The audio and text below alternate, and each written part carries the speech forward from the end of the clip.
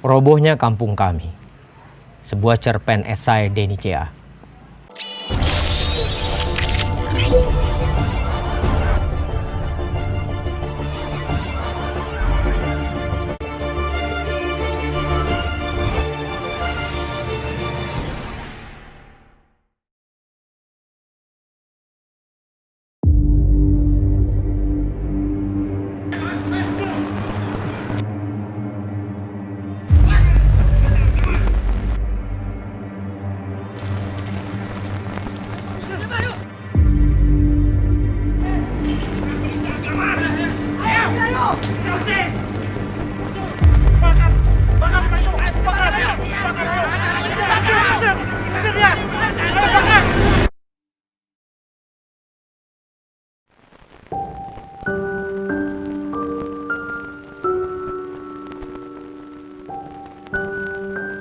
Kiriman video itu mencekamku. Jenazah penderita virus corona dibawa pulang ke rumah duka. Namun oleh keluarga, para sahabat, para murid, plastik mayatnya dibuka. Terdengar tangisan pilu.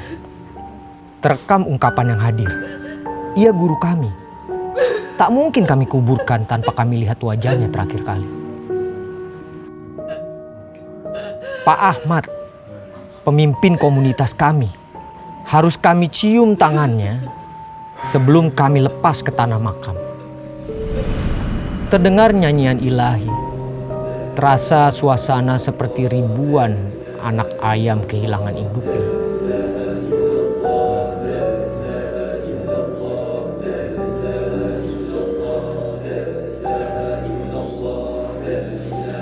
Mereka pun beramai-ramai mengantarkan Pak Ahmad ke makam. Berebut mereka memanggul kerangka jenazah. Terlalu banyak hutang budi kami. Ia matahari kami. Video itu lebih mencekamkan karena ada Budi di sana. Budi adik kandungku. Sudah 20 tahun ia bergabung dengan komunitas spiritual itu. Ditinggalkannya pekerjaan. Ditinggalkannya keluarga. Katanya, ia menemukan cahaya hidup bersama Pak Ahmad, sang guru. Tapi kini, sang guru tiada. Wafat terkena virus corona. Tak lama kemudian, terkabar berita. Satu kampung spiritual itu diisolasi. Dikhawatirkan virus corona menular. Justru lewat jenazah sang guru. Tragis. Daya tahan sebuah keyakinan, daya tahan sebuah kesetiaan. Kesan itu mendalam kurasakan jika kurenungkan kisah Budi, Pak Ahmad, dan kampung spiritual tersebut. Tahun 2006, mereka diusir paksa oleh penduduk. Rumah ibadah mereka dibakar, rumah mereka dirusak. Banyak anggota komunitas itu dipukul. Satu di antaranya tak tertolong dan wafat. Mereka murtad, Pak. Usir mereka, Pak. Penista agama. Usir. Di sini ada petugas. Usir, Pak. Udah usir aja, Pak. Usir mereka. Puluhan penyerang membawa parang, pentungan, batu. Mereka melempari rumah sepuasnya. Mereka robohkan bangunan sesukar.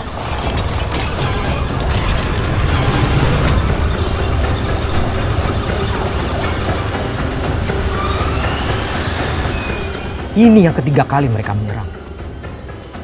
Namun untuk serangan yang ketiga, mereka mempunyai target. Kelompok spiritual itu harus pergi dari sana. Ini wilayah kami. Kehadiran mereka hanya membawa petaka bagi semua keluarga kami. Pak polisi nampak tak berdaya. Para aparat negara itu memang menenangkan massa dan melerai. Namun aparat tidak menindak tegas para tentara. Ini tanah kami, Pak. Turun-temurun, kami sudah di sini. Maaf, Pak. Bukankah konstitusi melindungi keyakinan warga negara? Petugas tak menyangkal apa yang dinyatakan Pak Ahmad, Budi dan kelompoknya. Tapi petugas pun nampak tak berdaya. Mati angin. Para tetua wilayah ini mengajak Pak Ahmad berbicara dari hati ke hati. Pak, penduduk akan menyerang lagi dan lagi. Sementara di sini banyak anak-anak. Kasihan mereka, Pak. Pak Ahmad, bagaimana jika kita kompromi? Tetua itu menyarankan satu kampung ini memeluk agama resmi yang diakui. Hanya dengan pindah keyakinan, masalah akan selesai. Pak Ahmad, Budi, dan beberapa penganut spiritual yang ikut pertemuan kaget alang kepalang. Mereka tak bisa menerima. Maaf Pak Tetua. Apakah Anda sendiri bersedia untuk pindah agama? Keyakinan itu adalah urusan hati, Pak. Memang kami sekarang minoritas. Tapi Pak Tetua jangan lupa, pada saat agama Pak Tetua juga dulu minoritas. Apa yang akan terjadi bila agama Pak Tetua diminta bubar dan disuruh pindah memeluk keyakinan mayoritas? Pada saat itu, keyakinan kami ini bukan baru, Pak, tapi warisan nenek moyang kami. Ia ada sebelum Indonesia merdeka dan tidak pernah terjadi apa-apa. Jika kami tidak diperbolehkan untuk hidup dengan keyakinan kami sendiri, padahal kami itu dilindungi oleh konstitusi. Galilah tanah ini, Pak, dan kuburlah kami hidup-hidup. Budi dan anggota spiritual lain menangis memeluk Pak Ahmad, sang guru. Betapa ia selalu berdiri tegak. Betapa sang guru selalu pasang badan. Kompromi tak terjadi. Penyerang pulang sambil mengancam. Mereka akan datang lagi dengan jumlah yang lebih besar. Akhirnya, untuk keselamatan semua, terutama anak-anak, mereka menempuh jalan lain. Komunitas spiritual ini diungsikan ke satu wilayah. Petugas menjanjikan ini hanya sementara saja. Kini 13 tahun sudah mereka di wilayah pengungsian. Mereka tetap tak bisa kembali ke tanah asal. Petugas juga ingkar janji. Tapi berkat leadership Pak Ahmad, kampung itu bisa hidup. Mereka bercocok tanam. Ada yang menjadi nelayan. Ada yang menjadi pedagang di wilayah lain. Pak Ahmad sendiri sering ceramah ke aneka kota dan negara lain. Ia mempunyai ilmu yang luas. Hatinya penuh kasih. Dan yang penting, selaku pemimpin komunitas, ia kuat pendirian dan bertanggung jawab. Budi bercerita, Pak Ahmad baru pulang dari keliling. Ia ceramah di Malaysia, Cina, dan Jakarta. Entah di wilayah mana Pak Ahmad tertular virus corona.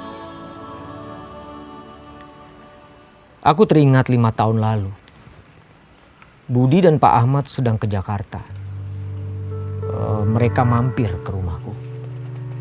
Kutanya, menurut Pak Ahmad, berapa lama teman-teman di sana tahan hidup di wilayah pengungsian? Pak Ahmad mengutip kisah komunitas Amish di Amerika Serikat. Komunitas ini bisa bertahan lebih dari 400 tahun. Padahal mereka hidup dengan filosofi dan gaya hidup yang sangat berbeda. Mereka menolak menggunakan listrik.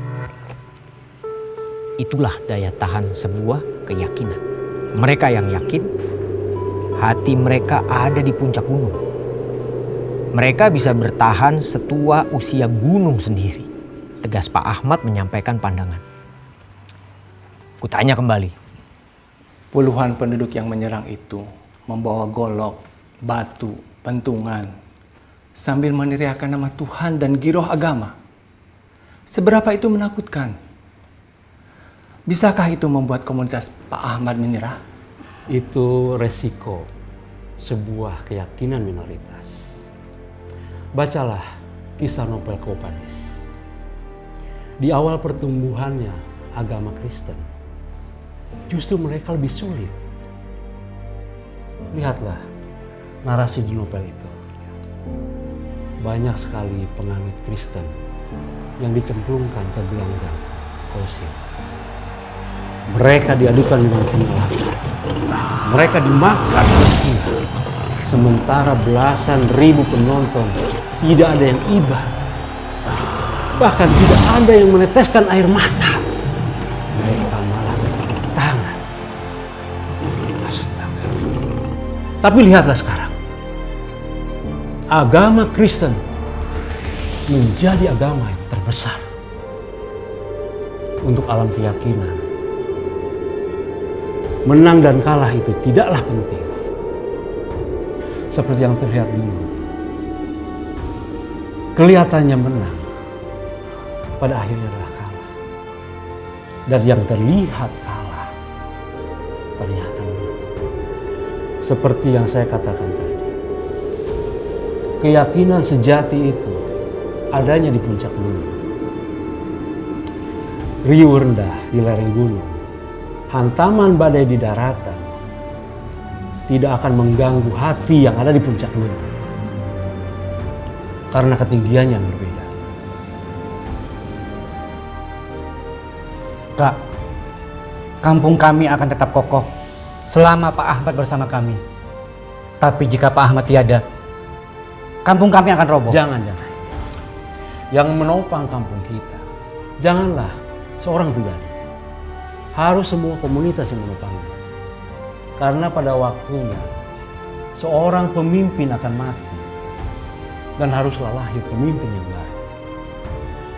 Kampung kita jangan roboh. Dengan bantuan teman, aparat setempat, aku akhirnya berhasil menelpon Budi di sana. Kampungnya memang sedang diisolasi. Tanpa bantuan teman, berkomunikasi dengannya sulit. Entah mengapa handphone Budi tak bisa dihubungi. Assalamualaikum, Bud.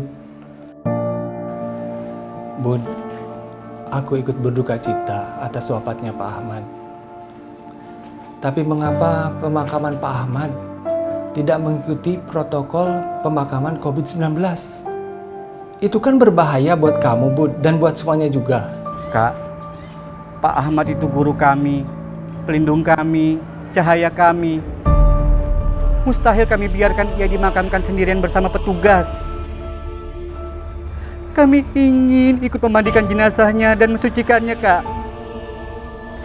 Kami ingin mencium tangannya untuk terakhir kalinya. Kalaupun karena itu kami terpapar, mau apa lagi, Kak? Yang jelas kami tak akan biarkan ia ditinggal sendiri, Kak.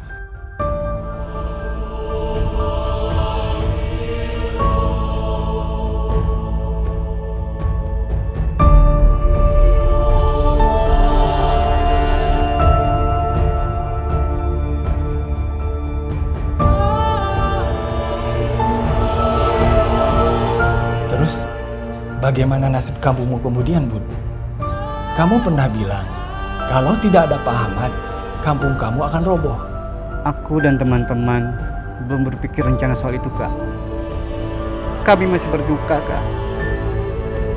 Matahari kami telah pergi. Kalaupun kampung kami akan roboh, robohlah. Kami tak peduli, Kak. Kami tahu, Kak. Kami selalu menjadi minoritas. Bahkan kami akan kembali terusir. Dan tempat ibadah kami pun akan dibakar. Kami tak peduli, Kak. Satu hal yang harus Kakak tahu. Keyakinan kami lebih penting dari kampung kami. Itulah percakapan terakhir. Lama akan terdiam memahami hidup. Salahkah Budi? Naifkah Budi? Terlalu lugukah ia? Susah aku menjawabnya.